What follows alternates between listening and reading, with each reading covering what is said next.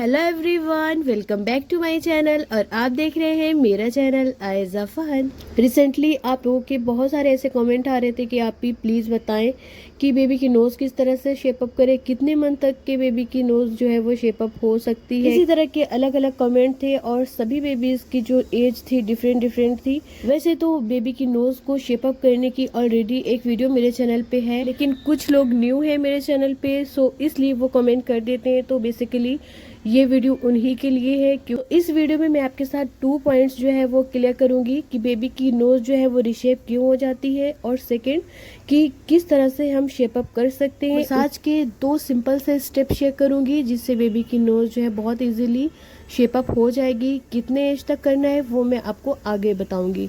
तो यहाँ पर मैंने कोकोनट ऑयल का यूज़ किया है। ये भी आपकी काफ़ी ज़्यादा डिमांडिंग क्वेश्चंस रहते हैं कि कौन सा ऑयल यूज़ करें। बेबी के फेस के लिए मोस्टली मैं कोकोनट ऑयल ही प्रेफर करती हूँ, चाहे सर्दियाँ हों चाहे गर्मियाँ हों, और बॉडी के लिए मैं चेंज करती रहती हूँ वेदर के हिसाब से। तो इस टाइम पर ओवरऑल बॉडी पर मैं कोकोनट ऑयल ही यूज़ करती हूँ और फेस पर भी। सो आज मैं एज का फेस मसाज करने लगी थी, तो मैंने सोचा चले आपकी नोज मसाज की वीडियो भी आपके साथ शेयर कर देती हूँ। न्यूबॉर्न बेबी का फुल फेस मसाज किस तरीके से करें उसकी वीडियो भी मेरे चैनल पे है, मैंने 2 दिन पहले अपलोड करी है। अगर आपको देखने हैं तो आप ज़रूर उसे देख सकते हैं। तो नोज को शेप अप करने के लिए जो राइट टाइम होता है वो 6 मंथ के अंदर होता है। अगर बेबी 6 मंथ से छोटा है, उस टाइम पर भी आपको दिखता है कि बेबी की नोज़ जो है वो रिशेप है, उस टाइम से ही बेबी की नोज़ को आप शेप अप करने की कोशिश करेंगी तो बहुत कम टाइम में बेबी की नोज़ जो है वो शेप अप हो जाएगी। अदरवाइज आप 1 ईयर तक बेबी की नोज़ को शेप अप कर सकती हैं। सो उसके लिए अपने दोनों थंब फिंगर का यूज़ करना है, यानी कि अपने दोनों थंब फिंगर में अच्छे से ऑयलिंग करने के बाद अपने दोनों थंब फिंगर को नोज़ के साइड रखना है। फिर उसके बाद आईज के सेंटर तक हमें ले जाना है, इस तरीके से जैसे मैं वीडियो में करके आपको दिखा रही हूँ। सेम इसी मेथड से आप अपने न्यू बोर्न बेबी की 6, 7, 8, 1 ईयर तक के बेबी की नोज़ को शेप अप करें। अगर 6 मंथ के अंदर आप ये स्टेप्स फॉलो करती हैं तो बेबी की नोज़ है वो जल्दी शेप अप होने लग जाती है। और अगर 6 मंथ्स के बाद ये स्टेप्स आप फॉलो करती हैं, थोड़ा टाइम लगेगा, बेबी की नोज़ प्रॉपर तरीके से शेप अप हो जाएगी। अगर आपका न्यू बोर्न बेबी है तो वो बहुत इजीली अपने फेस को टच करने देगा। सो उस केस में आप बहुत इजीली बेबी की नोज की मसाज डेली करिए। दिन में 2 बार हो 2 बार भी कर सकते हैं अगर बहुत ज़्यादा फ्लैट है तो। इन केस अगर दिन में 1 बार भी आप करती हैं तो बेस्ट है।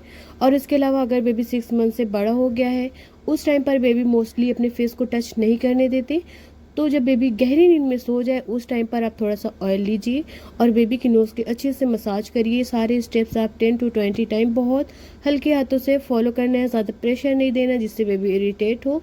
आपने बहुत सॉफ्टली मसाज करना है। जो सेकेंड स्टेप होता है मसाज करने का वो ये है कि अगर आप चाहते हैं कि बेबी की नोज़ जो है वो नुकीली बने, यानी एकदम खड़ी खड़ी सी हो, तो आपने अपने दोनों थंब फिंगर को नोज के साइड रखकर ऊपर की ओर ले जाना है, जिस तरीके से मैं वीडियो में करके दिखा रही हूँ।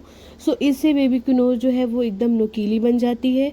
और ऊपर की तरफ ले जाने से, यानी कि आईज के सेंटर तक ले जाने से बेबी की नोज की जो हड्डी होती है फ्लैट होती है, जिसकी वजह से पूरी नोज जो है वो फ्लैट दिखती है, तो वो खड़ी होती है। सो आपने इन दोनों स्टेप्स को ज़रूर फॉलो करना है जिससे बेबी की नोज प्रॉपर तरीके से शेप अप हो जाए।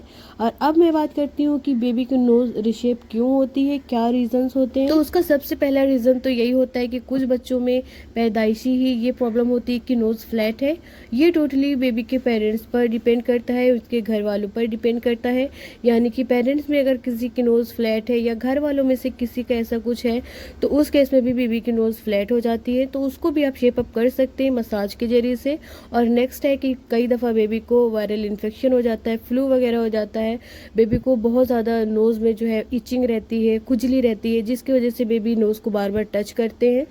इससे भी बेबी को कई दफ़ा नोज़ फ्लैट होने के चांसेस हो जाते हैं। तो उस केस में जब भी बेबी को कफ एंड कोल्ड हो, बहुत ज़्यादा रनी नोज़ हो, तो आप नोज़ल ड्रॉप्स का यूज़ करिए। यानी कि मार्केट में कई सारे नोज़ल ड्रॉप्स अवेलेबल हैं और मैं जैसे कि आज़ा के लिए हिमालय के नोज़ल ड्रॉप्स यूज़ करती हूँ।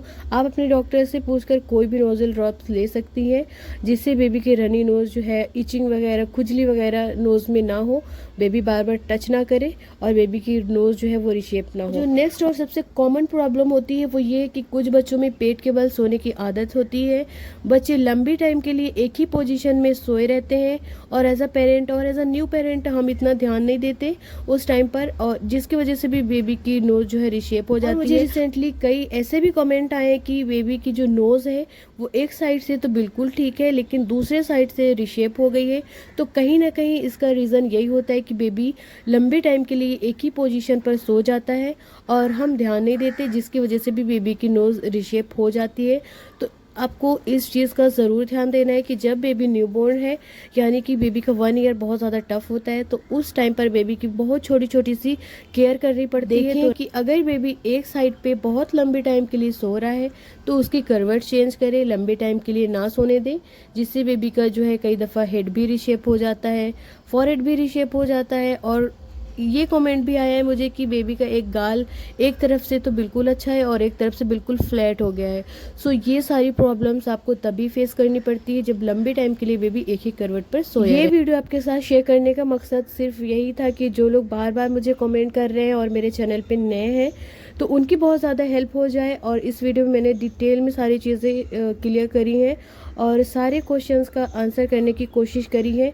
लेकिन फिर भी अगर आपको कोई भी क्वेरी है तो आप कमेंट बॉक्स में ज़रूर लिखें और मेरी वीडियो को ज़्यादा से ज़्यादा शेयर करें ताकि सभी पेरेंट्स की बहुत ज़्यादा हेल्प हो सके मेरे इस वीडियो से।